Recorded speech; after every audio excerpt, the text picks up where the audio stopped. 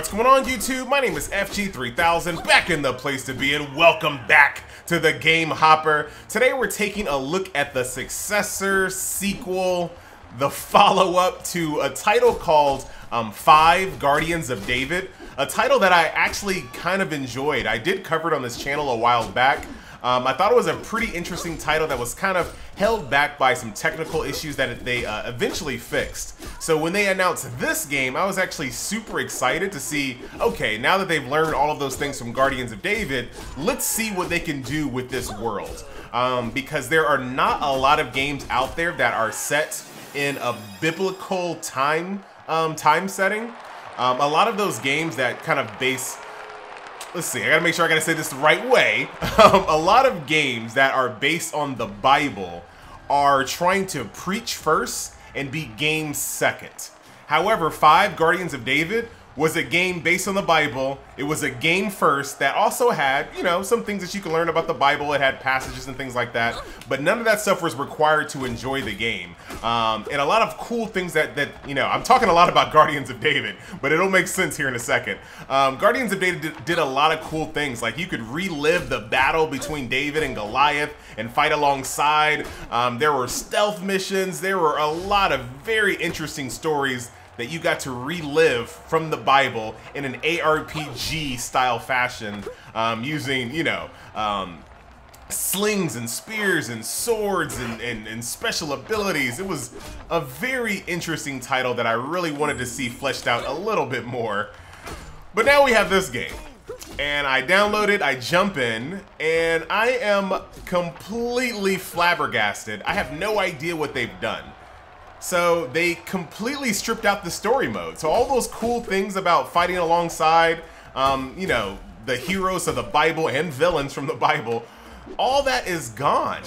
They turned the game, they took the story completely out, and they turned the game into an arena ARPG brawler. Like what? The most interesting thing about the game was the story and the setting, and now the game now is an arena brawler, where all you do is fight waves of enemies like horde modes. At the end, I think I just beat this stage here. Yep, so I just beat this stage. A chest appears in the middle. You walk on over, open the chest, get new gear. There's a blue, level up, thank you. A short bow, some, take a look at that, take that, and then we can trade in some of these things to get better gear from town, but we're not really going to explore that right now. So we'll have a shawl we'll put on. Another cool thing that they did bring over from 5 Guardians of David, everything shows up in your character, so that's actually, you know, one positive thing. Let's see, there's a belt. Pretty much everything, you know, within reason, shows up on your character. So that's my character there, and I proceed to the next round, and that's it. This is literally the entire game. Literally the entire game. And I went to the website and like read up. I was like, wait a minute. I must be missing the story mode somewhere. There's just no way that this is all the game is. And no, this is what they call the game. They call it an arena ARPG brawler. There is a multiplayer aspect as well, so if you want to play with your friends or something, you can. But it kind of stripped away my favorite parts of 5 Guardians of David. So, to be completely honest with you, I can't recommend this game at all. It does not have my attention. I probably won't be playing this game again, but I can recommend 5 Guardians of David now that most of the technical issues of that previous title have been cleared up. And if you want to play a game that kind of, you know, like I said, I can't think of any legit game that's not like a Sunday school game that, you know, like I said, not really a game. It's mostly just trying to preach to you. I can't think of any game that is good that's set in a Bible time period. I'm trying to think, and I just can't think of any of them. So 5 Guardians of David is a game that I would actually recommend picking up. It's probably really cheap on Steam now. And like I said, there's some really cool things. I might even go back to it and kind of play it around with it. Now that, like I said, most of the technical issues of that game has been fixed. But yeah, this one, I'm not really enjoying myself. And I love ARPGs. You have to really try for me not to like an ARPG. because I just love the you know, just the act of just kind of running around, killing a bunch of mobs, looting them, upgrading my character. Like, that's a really big deal for me. I'm gonna switch weapons just for the sake of the video. Let's use this new bow that we got here. All of the weapons have different skills attached to them. So if you use a bow, you have different skills that you need to level up. If you have a sling, which is what I started with, you have a bunch of abilities that you have to level up. Let's say if I have a good sling that has abilities.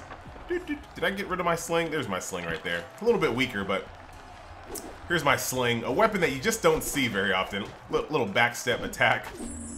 Little stealth move or something or another. I also have a B attack that I'm leveling up. But yeah, slings, you just don't see enough slings. Alright, so this is going to be the last boss we fight here. We'll see if we get any fat loot. It's just not... I mean, I'm stuck in this arena forever. It's not really engaging for me. Hey, buddy. What's up? Let me just flip out of the way. Oh, okay. Alright, buddy. Relax. He doesn't really have a tell, so you have to kind of just walk away after a while. I'm stuck. Oh, you little scumbag. Don't worry, I got some bread I can eat. Thank you. You have some, here he comes. You have some player-controlled teammates, but they die. They die pretty much the instant you get to this part of the game. See, right there's no real tell, so you just kind of have to just run away after a while. Like, right now, I'm just gonna run off. But, you know, whatever. You don't always need to have tells for every single boss.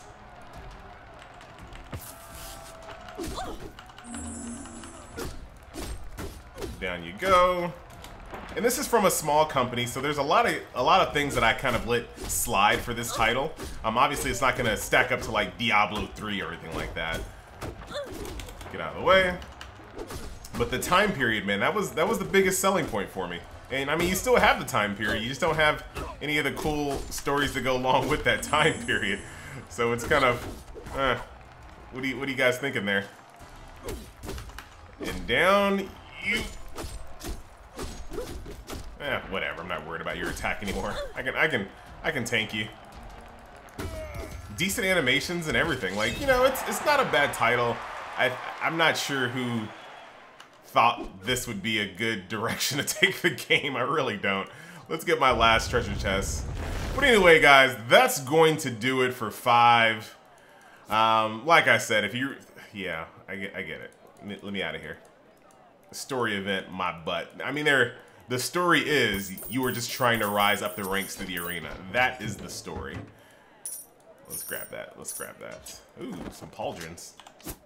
Look at that.